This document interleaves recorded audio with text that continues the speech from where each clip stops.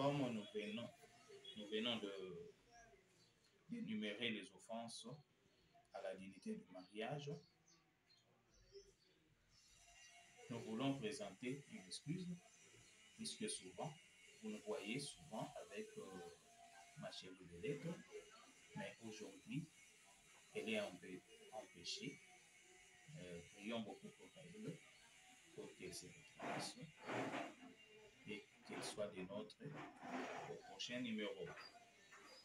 Toujours dans notre numéro, dans notre série d'offenses, nous allons commencer par l'adultère. L'adultère désigne l'infidélité conjugale. Si nous voyons l'adultère, nous pensons souvent à l'infidélité sexuelle de l'un des conjoints.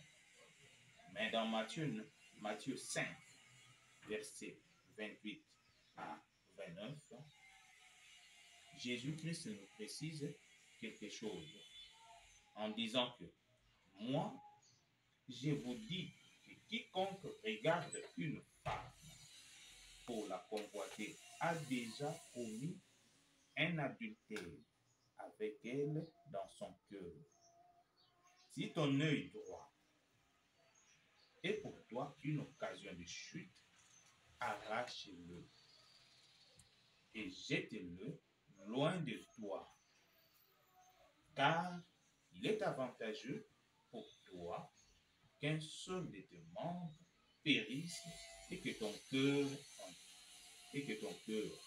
corps plutôt entier ne soit pas jeté dans la géhenne. Donc les gens pensent que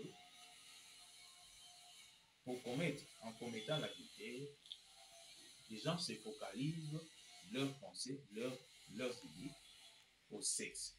Oui, l'adultère, c'est lié au sexe. Mais aussi, l'adultère aussi, c'est lié aussi aux pensées aussi, à l'attitude de quelqu'un. Jésus-Christ a dit, même si tu n'es pas lié au sexe humain, tu mets ça dans ta tête, tu mets déjà un adultère. Le 6e commandement de Dieu et le Nouveau Testament ont proscrit aussi absolument l'adultère. Nous allons trouver ça dans 1 Corinthiens 6, 9 à 10. J'ai lu au nom de Jésus-Christ. Ne savez-vous pas que les injustes n'hériteront point le royaume des cieux? Ne vous y trompez pas.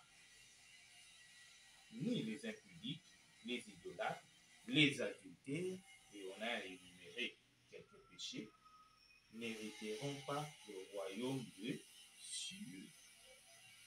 Même l'apôtre Paul aussi a martelé aussi à propos de l'adultère.